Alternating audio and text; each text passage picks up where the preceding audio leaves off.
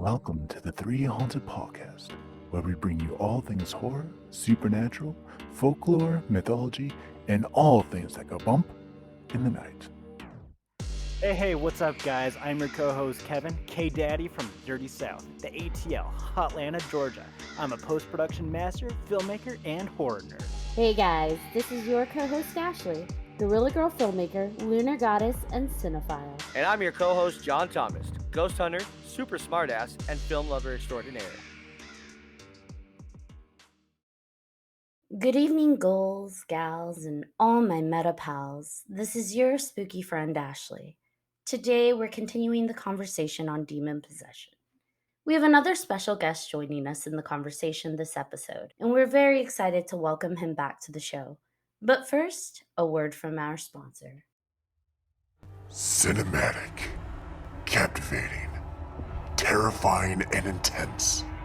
Trap 2021 will return live May 21st through the 23rd. New categories, new prizes, and still no entry fee.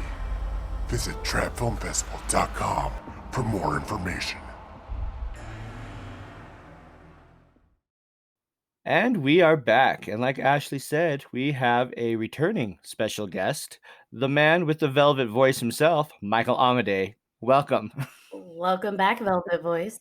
Hi, Michael. Hello, everybody. Thank you for having me back. I'm happy to be here, and I'm happy to support the podcast here. So the hot topic of the hour is demon possession. We kind of segued before into what we know demon possessions to be based on our exposure, which tends to be pop culture. But there's much more to that than, what we see in movies. And we were hoping you'd help us get some more clarity on the origins of and just different types of demon possession. I can do my best, but I don't know what you've covered before. So we talked about demon movies. Oh, okay. Pretty Yeah. much. And someone's personal experience of a demonic possession during their mission, their Mormon mission. So we haven't really discussed much else outside of that. Interesting. So I guess I could start with that, right? So being raised a Catholic boy and everything, of course, the first thing you become exposed to with the idea is The Exorcist, which let's be honest, I mean, maybe some of the special effects are a little questionable nowadays, right? But William Friedkin, director, being brought in, he was a hyper realist kind of director, right? And he brought in priests. He tried to, but if you, I saw a documentary a few years later where he just was like, yeah, that whole thing with like the face and the like that whole thing, like we just made that up. And it's like the thing I find so interesting is he's like, we just made that up. And yet, since The Exorcist came out, it has become that people who are claiming to be possessed demonically tend to start acting in ways that are influenced by The Exorcist. Interesting. So Power of suggestion. The power of suggestion. Yeah, but that being said, there's a lot of other things that I've seen too. So I'm excited to dive into this. But I'll have to listen to that episode. I'd like to hear what you have to say. I'm really fascinated with different cultures having a similar concept. Like this idea that there's something external to a person that comes in and possesses them, takes over, and evil runs amok. And we see that in so many different cultures. And I'm really fascinated by this idea that that is something people have a base fear of. What do you think is behind that? Because I think the idea of evil possessing someone to do something they wouldn't normally do, there's a lot to be pulled from that idea. And that was something we did touch on, though, previously. It was just a small thing, but it was this idea that if something, let's say hypothetically, demonic possession were real, and something did come in and inhabit your body, and you went and did these things that someone may say you weren't typically someone to do, I kind of disagree with that. I think that at a very deep level, if something were to come in and possess you, it would be magnifying what's already present within you. Maybe it's not something you typically display, so maybe I don't go murder the neighborhood cats for everyone to find out. Like, I'm not going to Facebook it, but maybe harming animals wasn't something that I wasn't completely foreign to doing. Do you know what I mean? I don't quite buy it in terms of if hypothetically demonic possession were real. I feel like people that are susceptible to possession and being possessed, there is a whole lot there in terms of the openness to it, the beckoning of it, the allowing it to take over to an extent, and then its magnification of something you already have internally.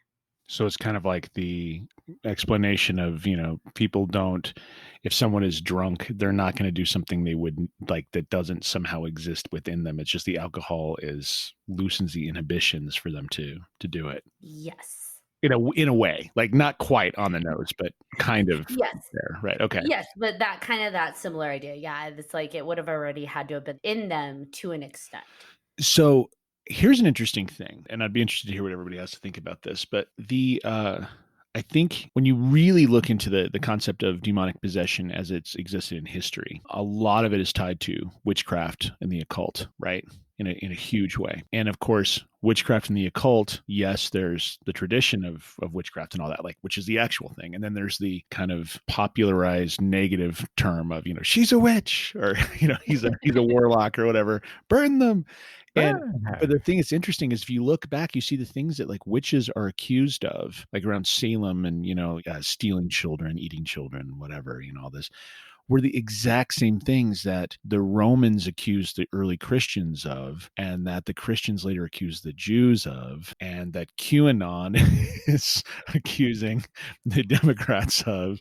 And it's really, it starts to become, at least at this base level, it becomes more apparent over history that it is a discussion of how to demonize the other group. And by demonizing the other group through some sort of view where you're basically saying all these things that our group holds virtuous, they do the opposite, right? Like that's why the cross is upside down. Everything is backwards. So maybe that's a place to start. What do you think about that? Like what's the idea about the demonization of the other? And then we can move into the idea of possession off that. No, I don't think you're wrong when it comes to demonizing what we don't understand and what we can't completely comprehend. And so the whole idea of the other being evil or wrong or any of those things, I think similar to a lot of the other topics that we've discussed, there are so many layers here of what demon possession is. I think it's a catch-all. It's an umbrella that's used for so many things. And similar to your point, a lot of it has been used to catch all for the other. Like, well, this is a witch and she's eating babies and all those things. And then I don't know, but I like I said, there's layers, because I think then we also have the other aspect of like mental health, where before we didn't have explanation for things like bipolar disorder and borderline personality and schizophrenia. And again, we have that catch-all of, well, they're possessed because they're acting out of their typical nature. There's something else in there, especially when it comes to like schizophrenia, but it's not necessarily something external to them. Well, one thing we got to remember too is, and I hate to be this guy because I feel kind of like the Glenn Beck thing where I go over to the board and I'm like, this word means this. But if like we actually go back to the word demon, right, it's based on the Greek word daimon, which is spirit, right? So it's just possession by a spirit is literally what demonic possession means. The word demon actually just means spirit, which is really interesting to look into. Of course, we've created our own connotation, but we also got to remember the Jews and the Christian, the Christian basis of this stuff, like didn't even believe in hell. They stole that from the Greeks. Like we stole that from the Greeks and we put together Christianity, right? So it's interesting to see how these different ideas come together. But I think we remove that from the religious element. We still see examples of this all around cultures. Now, I think you hit a huge point with mental health.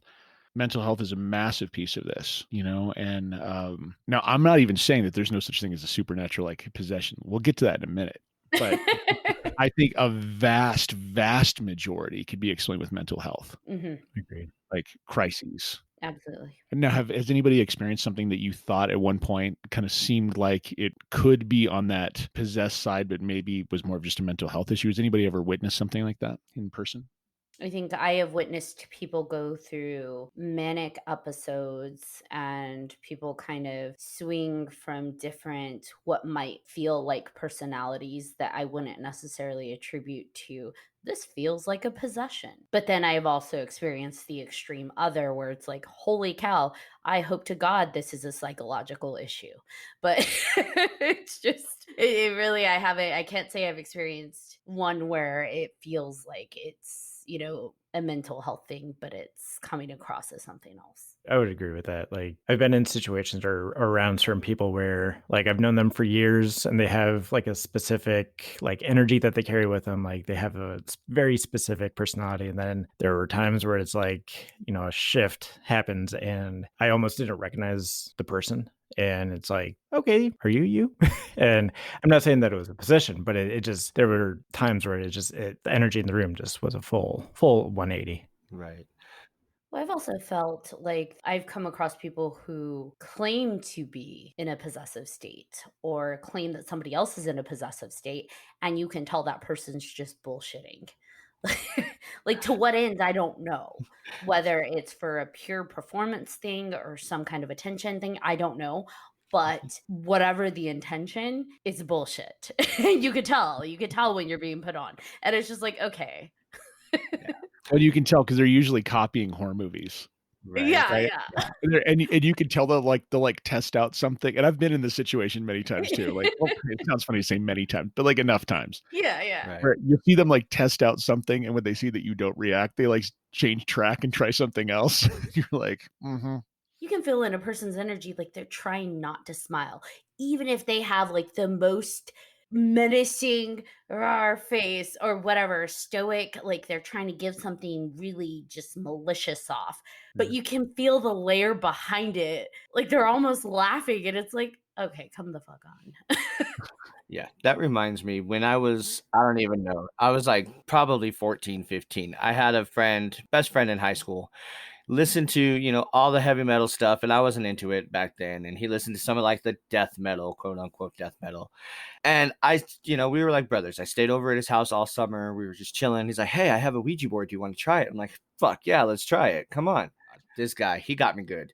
We're sitting there messing with it, and slowly he starts to act like he's getting possessed. And of course, I blame it all on his music because I don't listen to that stuff back then. None of it's all whatever. And he starts growling and starts coming at me, and like he did really good at freaking, oh my God, it was like scaring the crap out of me. So he starts clawing at the corner of the wall and just grabs his mom's Bible and actually rips it in half. And I'm just like, oh my God, what do I do? Do I call the cops?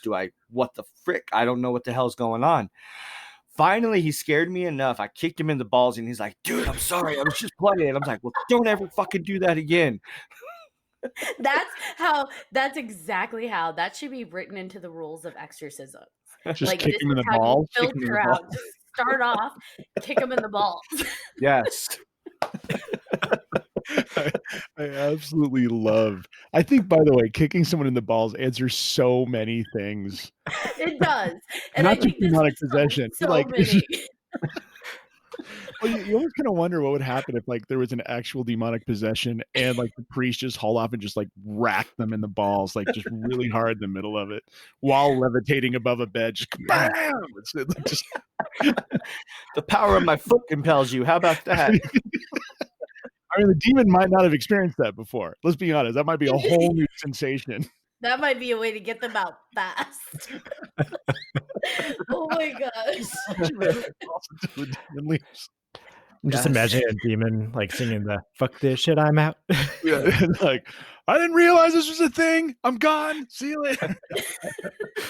You guys go through this? Nope. Don't want to be a part of it. I could deal with the fires of hell. I could do all the other stuff, but not getting kicked in the balls. This is why I think I would have made a good exorcist when I was like, because there was a track where I was like made it a career goal to like actually become an exorcist within the Catholic Church at one point. And I feel like I would have been good because I totally would have done stuff like put holy water in like squirt guns. Oh, hell yeah. Oh man, yeah. Like, I totally would have just made fun of, like, I would have made it completely ridiculous. Holy water balloons. There you go. My Yeah, one just walking. requirement would be like a long leather trench coat, right? I Instead actually of own one already, so it's like it's not same, really that you far just fetched. walk in with your collar, a long leather trench coat, pull out, like flip, the lapels back, and you've got your water guns, your holy water guns tucked in on each side. Which of course they're still super soakers though, so they just look like Yeah. total. It's like Exactly. I have a question. Yeah. Would the holy water bottles be holy hand grenades? You know what? If I think he was, the water balloons Yes. totally would be holy hand grenades. Yeah. They actually have water balloons that look like grenades, so then you could totally fill it up with holy water and then actually have the holy hand grenades. Well, you got to just wonder. Like, I feel like so many people are so, and I understand. One problem with priests is they're just so damn reverent all the time, right? Like, an irreverent approach to exorcism might be exactly what this country needs. By the way, I think I just had a new script idea, so I'm going to leave that alone. Right? I think we all had it at that point. We're all here, our brains are cycling through when Yep. you get creatives together. Oh man. Yeah, we're all going to hell. Anyway, the the I determined that a long time yeah, ago. Right. I figured it was by the shrugs of everybody. What they're like, yeah, we already know that. Like, it's no big deal. So, okay, so there is one moment where I saw someone who I'm very convinced was it was a mental health emergency, Mhm. but I think a lot of people thought was possessed. I was sitting in I think I just stopped to like grab lunch years ago. Maybe I was like 2021. And I went into a Burger King and I'm sitting down in the dining room there. And there's two kids, one about like 12 and one about like 10, maybe sitting at one table. And then about one table away from them was a woman. And as I'm sitting there eating, I realize the woman is it's a man dressed as presenting as a woman. Fair. But the thing that made it strange was that this woman, she took out scissors and started cutting her wig and like grabbed the hair and like put it on the table between her and the kids. And she looks at the 12-year-old and was like, "Would you help me and cut my hair?" So the girl gets up. She's like, "Oh, okay." And I'm like, "Hey," and I kind of was like, you don't need to do that. You're okay. You're fine. Like, let's remove the children from this situation. Yeah.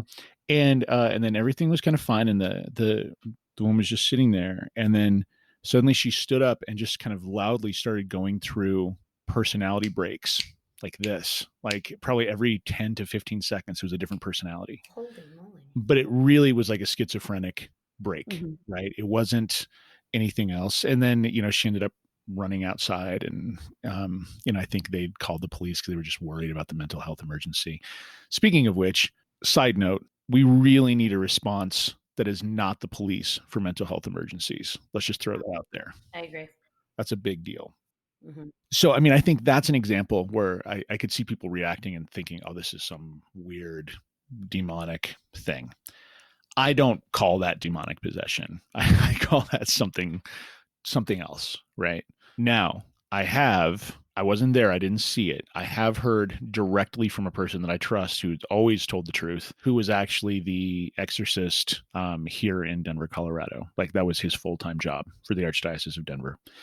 That there was a case in Denver of a 4-year-old boy who started speaking in like a male, deep, guttural voice and like was saying all this like gibberish. And they went and recorded it and ended up having to send it to a language specialist. And it was cursing backwards in Aramaic. Oh my gosh. And that this kid actually came in and lifted up his parents' bed with them on it. We're talking a 4-year-old kid. Damn. Wow. Okay. So that's a little different. Just a little bit. So how do we talk about that? Because I mean, as much as I want to just say this is all mental health, because I feel like 98, 99% is probably that or some form of that. But that 1%, what are we talking about? Well, I think some people too want to believe something so badly that they put themselves into a trance-like state. It's actually the more you practice kind of an internal self-focus, the more you can actually place yourself into a hypnotic state or into a suggestive state without even intending to. Music sometimes gives way to that. It is easier to, I guess, be in that trance-like state where you put yourself into it And it just depending, I guess, on what you're looking for, how badly you want something, it's possible. Very true. Yeah. And I think one of the, no, with the exception of like that example of the 4-year-old child I was talking about earlier, one of the common things, and this is directly said by an exorcist to me. So like this is as close as you can generally get to a quote expert on the subject, that one of the very like super common criteria for someone to actually become possessed is they're usually obsessed by, really scared of something with the idea of possession. So they might be like obsessively afraid of it all of the time. And lo and behold, look what happens. Interesting. Right. And then when you start thinking about how after The Exorcist came out and William Friedkin and all of them like made up all of these symptoms and signals, and then it started being reinforced in culture over and over and over again. And now you see people when they're quote possessed acting the way that the William Friedkin possessed person acts.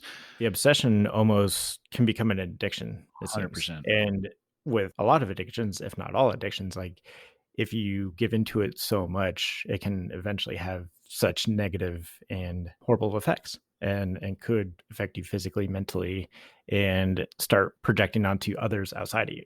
I completely agree. I mean, I think one of the things to think about is, and I think you hit on a great point, there's a lot of neighborhoods in our head, right? And some of them are not so good to hang out in.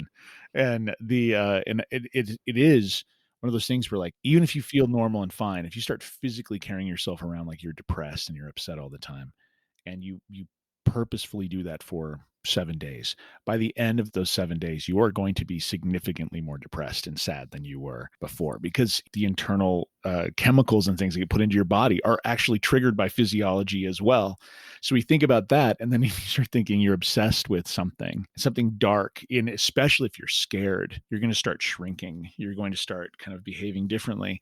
And then your reticular activation system, which is the thing that's telling you tells your brain what to pay attention to from external stimuli, starts finding more and more examples of why that's relevant to you in the world. So now suddenly the world seems like the scary place where all of these examples of demonic possession are there. And now you're under attack, and oh my God, I have a hard time though, because I do think there are energetic entities out there that we can't necessarily see. For sure. We exist with certain range on the spectrum of wavelengths, and we can only see and process specific parts of that spectrum. So there may be things out there that we don't see.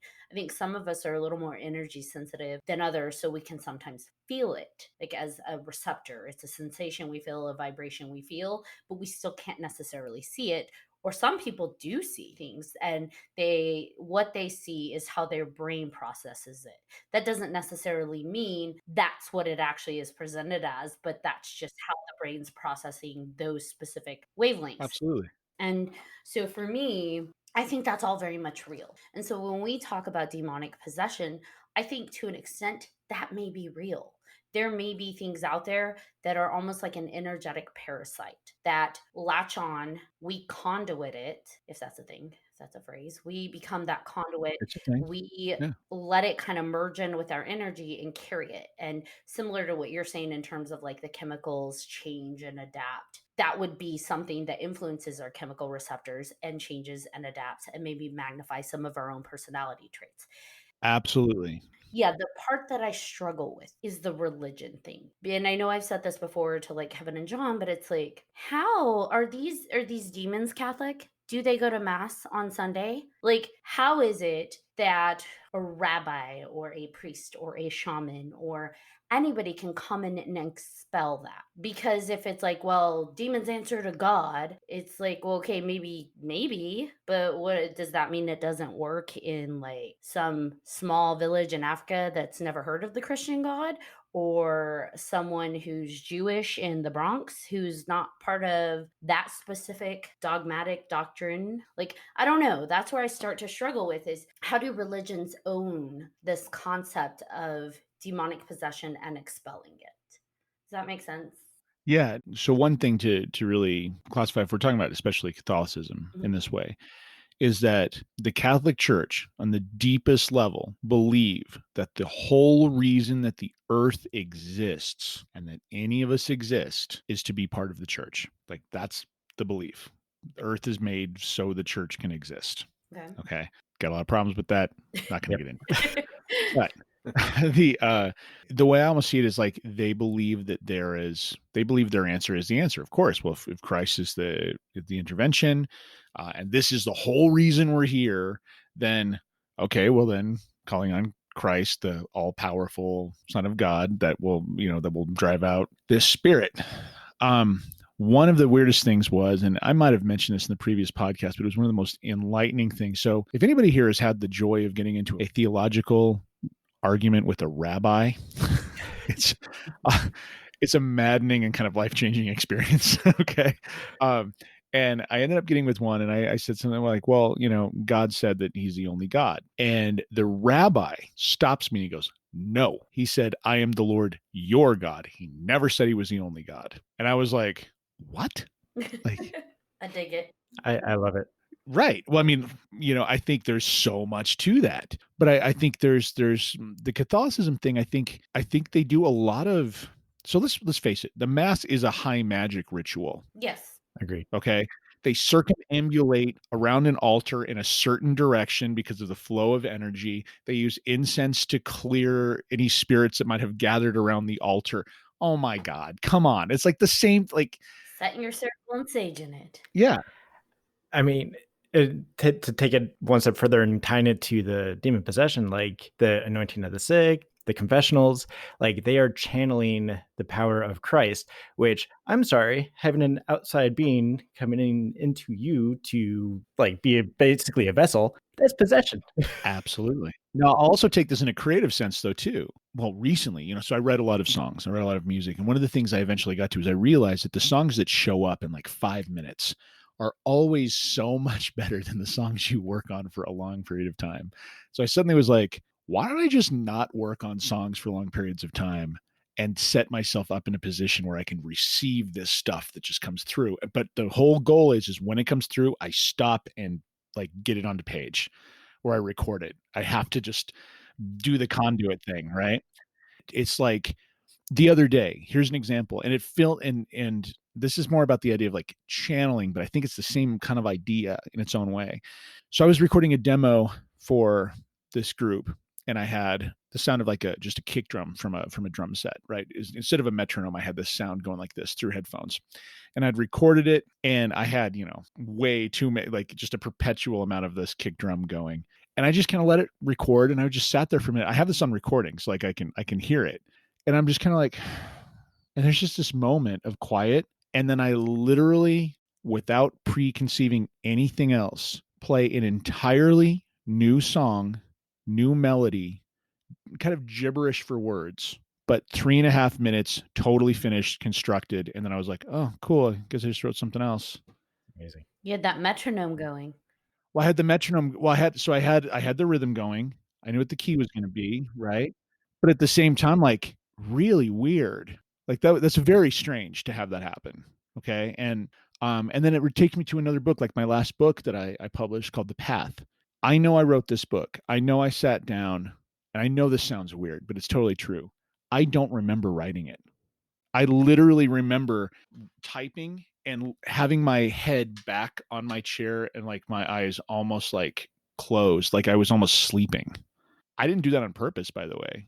Like it was only after the fact. I was talking to a friend of mine who like, teaches channeling stuff or whatever. I'm like, well, that kind of sounds like what you're talking about. I mean, I just kind of thought maybe I was just like kind of deep in thought and my fingers were just going. But now I remember, like, I don't remember writing this book. See, and I do feel like creative flowing, whether it's free writing, free thought, is a form of channeling. Absolutely. What we're channeling, I don't think it's like a demonic thing. No. I do think, now some might counter that, especially depending how dogmatic their religion is. But to me, I do think that there is some kind of creative cosmic energy out there that we can tap into. And some of us are a little bit more able to connect into it easier than others. I will say though, I wonder how many of the people that experience cases that they report as demonic possession are creative individuals, and not creative like storytellers, but like musicians, artists, writers, poets, which is a writer, I suppose, but a person who uses a specific side of their brain more so than maybe the typical. So one, I don't have an answer for your specific thing, but an interesting statistic is like demonic possession cases are predominantly, and I mean like 85% to 90% women, which is interesting, right? We have creative feminine energy. What? Yeah. Right. Well, I mean, hey, what does that mean? Like, there's a lot of emotional receptivity. There's more intuitiveness. Like, guys, I don't know what you think, but I've learned that I will trust the intuition of a woman in a group way faster than I'll trust mine. Absolutely. Right? Like, Oh, yeah. like if we're all in a haunted house, I'm gonna ask Ashley what's going on first. Well, you have to get her in there Just first. because.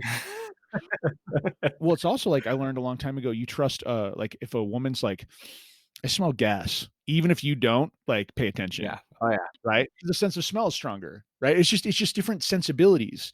So I think maybe that's part of it. I remember reading a story once of so there's this really interesting book. There's this kind of controversial Jesuit priest named Malachi Martin. I don't know if you guys ever heard of him. But he wrote a book of case studies of demonic possession because he was an exorcist as well. Mm-hmm. And one of the ones was which is kind of interesting. He never names who it is, was apparently a very well-known anchor on a national news network who became possessed. And I don't think he says CNN, but for some reason, I really got the impression it was CNN. And who knows? But at any rate, what this guy reported was like one day he went walking out to his car and someone was leaning against his car and he saw him and he was like, oh my God, it's my uncle who passed away like 2 years ago. Like, hey, how are you? Like, what's going on? Like, and for some reason it wasn't like meshing in his head that there's something off. He knew it was weird, but at the same time, his uncle was, talking to him and was like, yeah, no, I'm, everything's fine. I'm just coming to visit you to let you know everything's going to be okay. And like, it's just really positive. And it was just this beautiful encounter. And a few more of those happened. And then if I remember the story right, like this anchor had a statue of Mary in his house or in his apartment that had painting on it and everything. And so one morning he wakes up and he's just doing stuff. He looks over and he's like, statue's gone. This is weird.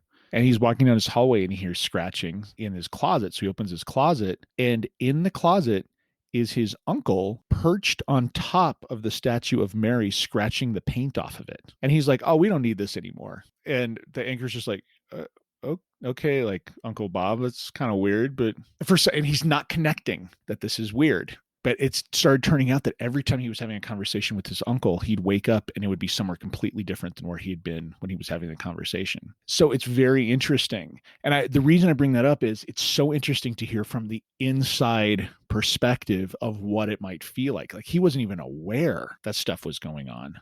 So I don't know.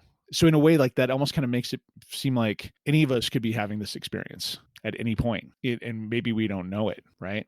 Which that's kind of disconcerting. Like just a lot. Yeah, I think so. When I was younger and half of my family Catholic, my dad's side, they had a statue of the Virgin Mary at the top of the stairs they had a mirror, basically. It was a big, long mirror. It was just a wall. And they put it right there. I used to have dreams about this damn statue. And like, it was in an empty house. It was dark. It was creepy. And it was me and my mom, which we weren't close when I was younger. We were closer when I was older. But something would always break out of the statue. It was always like this demon type thing would break out of the statue. And so I was scared of the statue at my grandparents' house because of that. It was just freaky. I don't know. And I continued to have that dream for a long time. It's just very strange to me. Interesting.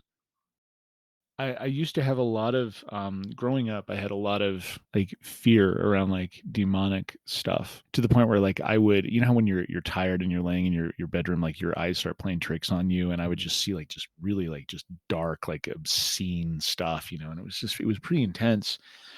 And then I went through a period of time where for like I think it was like 2 or 3 months every single night in a row, I had the same dream where I was being killed, and like over and over. And I was like, is this a premonition or like what's going on here?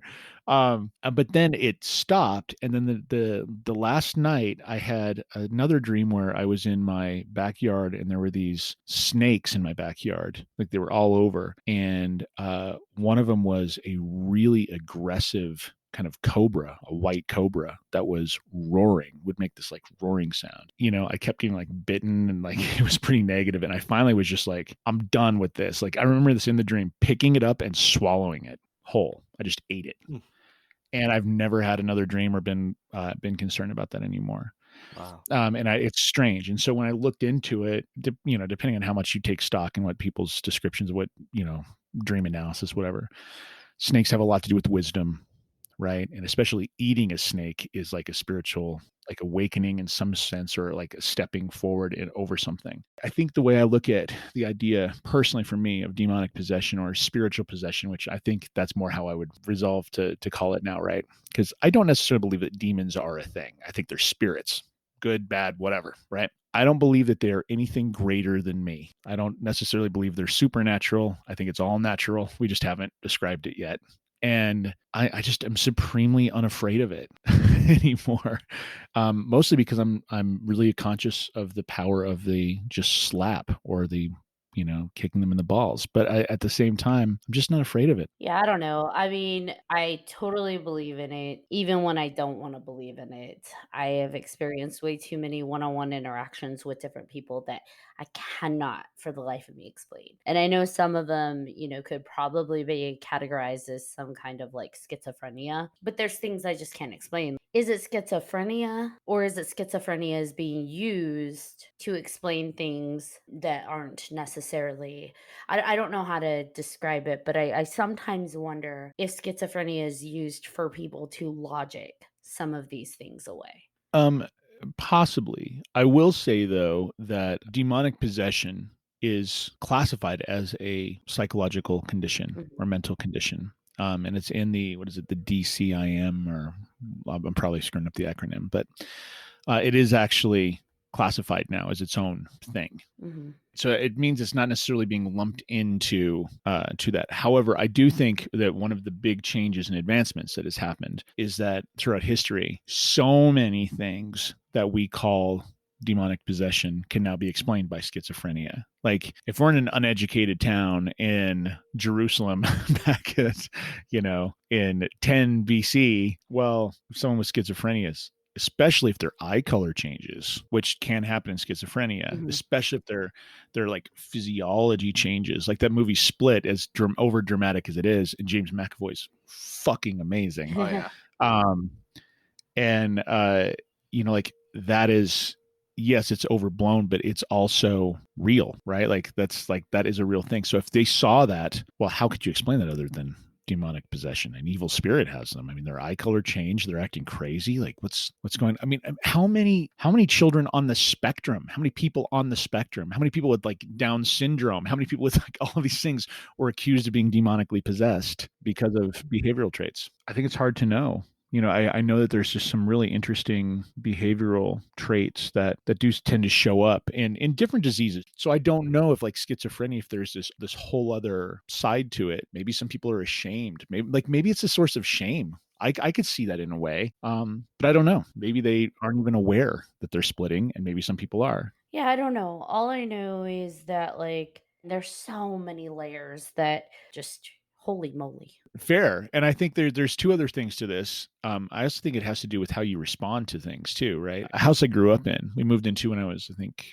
12 years old or something like that. My bedroom was in the basement, and I used to kind of see shadows like pass by the hallway. And I'm like, it's weird. Okay. I would smell smoke, cigarette smoke, and like, nope. Like my father smoked, but he was so like circumspect about it on like the other end of the property. Like there's no way I would have caught anything. And just never knew really what it was. But I would occasionally get these feelings. So what I ended up doing was like, instead of like leaning into it and feeling creeped out, I would just kind of be like welcoming, like, I don't know who's here. I hope you're okay. If you need something, like, let me know. But this is a friendly space. It's all okay. We're fine. I was like 12 years old, 13 years old, right? And I found out, I think, because this house had been abandoned that we'd moved into. We bought it was like a HUD home or something like that. And it turned out the family left after their 14-year-old son had hung himself in the room right next to where my bedroom was, like that I had to walk through. And it was like after about 2 or 3 years of that, there were some moments where things were kind of strange. Like I saw a shadow move across the room and like it passed this lamp and the lamp flickered on and off, which is kind of interesting. But after a few years, it just like dissipated, it just went away and it just never came back. I do feel most hauntings that are true hauntings, so not like carbon monoxide poisoning or something of that realm, but things where something is present and interacting in some way with the environment. I do think it is energy, whether it's a remnant energy, because I do think that sometimes there are echoes of energy that kind of continue to resonate out after someone passes away. We're kind of like little mini, in my opinion, little energy balls, like little stars. So when we supernova out, that energy echoes out. And I do believe our energy carries our trauma, our deeper, more impacting memories.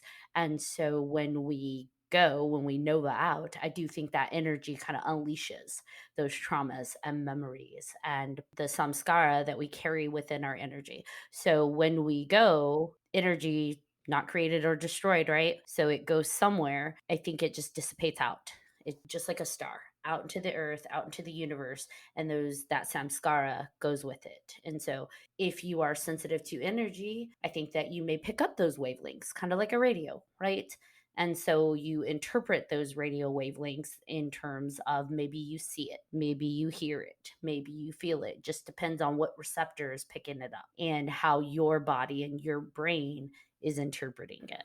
I think there's a lot to say that, and I keep going back to that line from Hamlet, and I actually pulled it up, which is there are more things in heaven and earth, Horatio, than are dreamt of in your philosophy.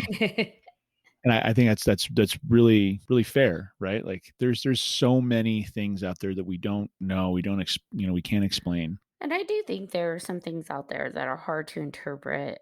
So yes, and it's really interesting too. So anybody who studied hypnosis kind of learns that everybody is essentially in your own trance anyway, right? And the trance is just called your personality, right? Like that is the thing that we're in, right?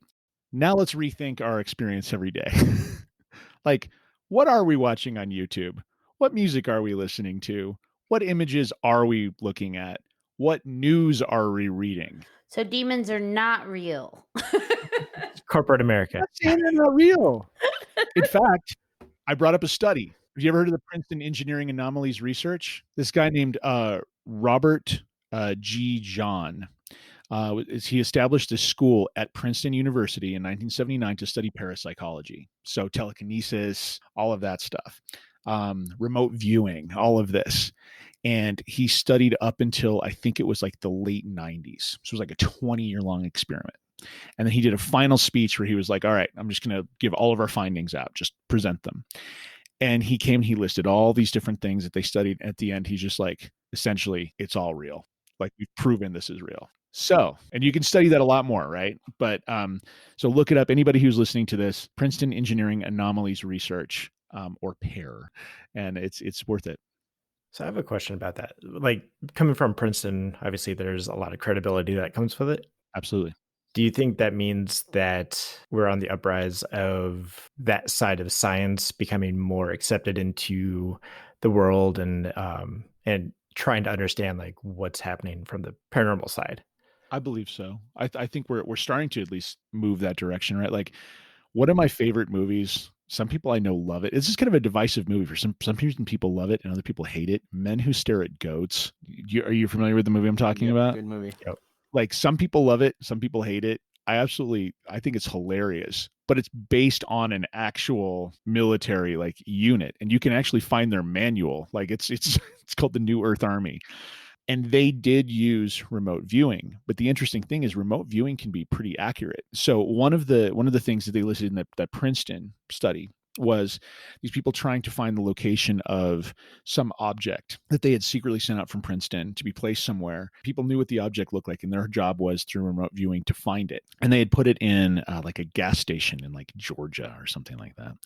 So these people came back and they had drawn what like looked like barracks, but like 5 of them all drew the same, somewhat like the shape of barracks. And so they're like, well, normally we just say it's wrong, but since 5 of you did something that looks similar, like, but it's not the gas station. So like, what's going on? So they did research. They found out that place used to be where barracks were, and the barracks were torn down, and then the gas station was built. Now that's not totally accurate, but at the same time, like, that's even weirder.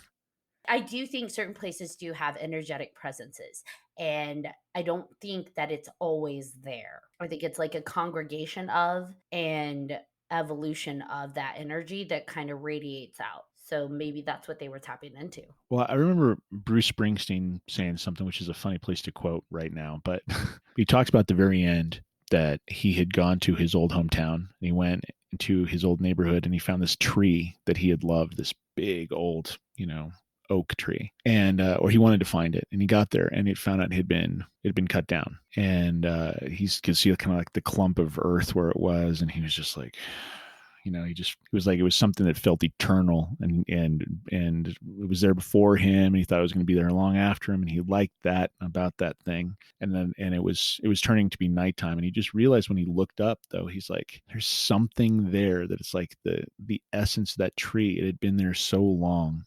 It was still there. It was just shot through now with the stars and with everything there. It was still there. And that the ghosts of the people in our families, the people around us, our friends, those things that we think are eternal, they are eternal. They're around us. They're always there with us. And we need to remember that. And I feel like I'm also, and I'm not wanting to take us down this road because it's a whole other discussion, but like, I'm also more and more convinced that like time doesn't exist. I'm also more and more convinced that space doesn't necessarily exist. And I know I'm getting really out there, but at the same time, like, I think we experience things this way. There's a phrase I've used, which is like, I think we think in prose, but we feel in poetry. And I feel like we experience life in time, and we experience things like we perceive them as in space. It doesn't necessarily mean that's really what it is, but that's our perceptions. That's our understanding of the world. And so I think so many things are explainable if we're able to step outside of our paradigm as well. But I mean, I don't know where I'm going with this.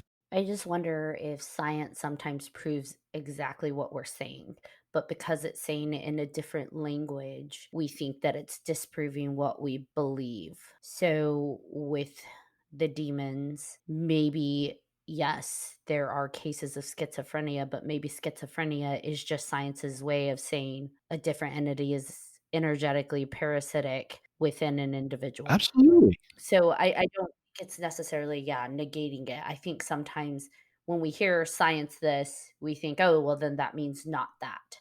But maybe all it's doing is giving a language to something we didn't understand before.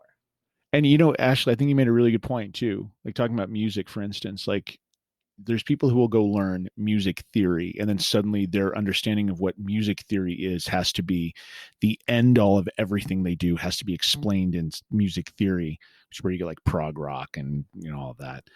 But I think the weird thing is like music theory is just used to explain what other people have already done. Like that's just us going backwards and like, why did it sound so cool? Oh, this is why, right? Like we got to remember words are just sounds that we make with our mouths to describe something. So like when you're talking about schizophrenia, I mean, it really could be something completely different than just this like naturally, like psychologically, all internally, created thing. It could be a more like spiritual issue. And I think one thing that I've really come to recently is this concept, and I just remind myself of this every day, like whatever I'm going through, like including this podcast right now, is my spiritual practice.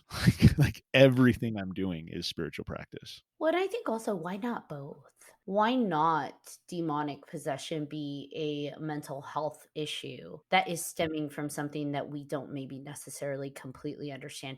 Maybe it's not 100% completely like fabricated within a person's brain and chemical reactions. Maybe there's an external influence that's assisting with that. Like you said, sometimes you're inspired to write a whole book you don't even remember writing, or someone else is inspired to do things. Like you hear people say that where it's like, I don't know why I did that. I just did.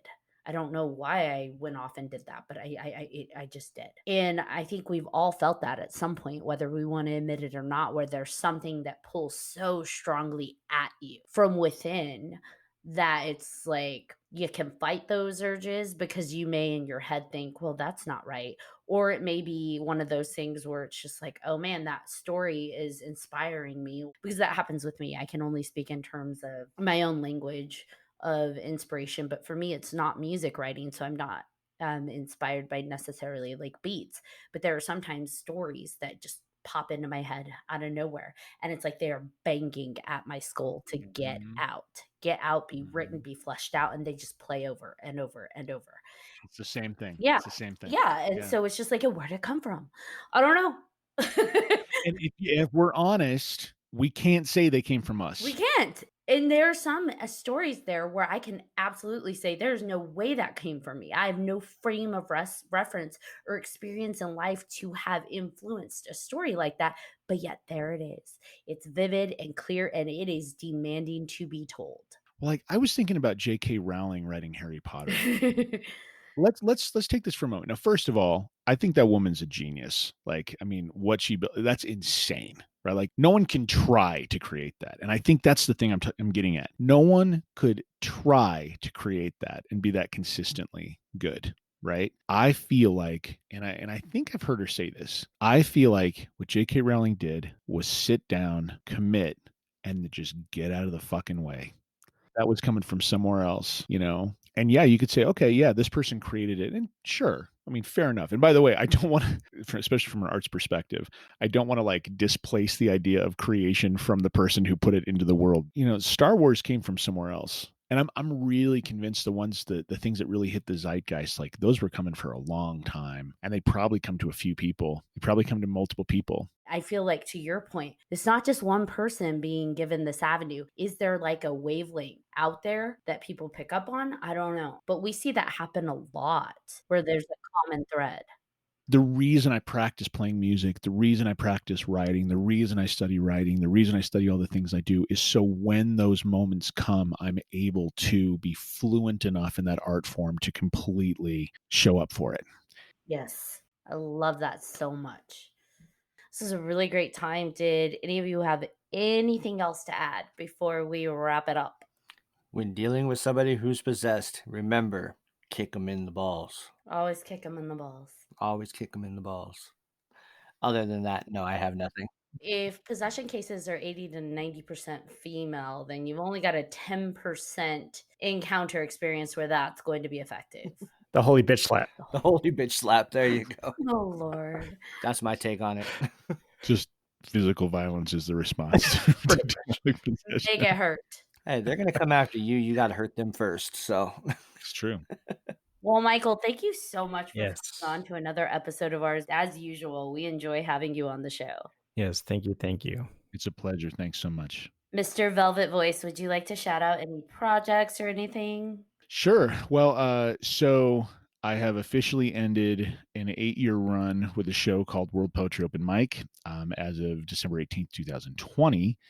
Which is now transitioned into a magazine called World Poetry Magazine. But now my main focus is in this new fictional podcast company we've launched called Creature and Ghost. And it's basically just a story company. And we're working with Podcast First. I'm really excited to start getting things out to people. So awesome. Well, thank you so much for coming on. Of course. Thanks for having me. Appreciate it. Bring us home, Kevin. Thank you for tuning in to this episode of 3Haunted Podcast. I'm your co-host, Kevin K. Daddy. I'm John Thomas. I'm Ashley Lunar Goddess. And if you have any questions, comments, suggestions for future episodes, please email us at 3hauntedpodcast@gmail.com. And if you haven't done so already, be sure to follow us on social media. And remember to hit that follow button. You never know what's going to happen next.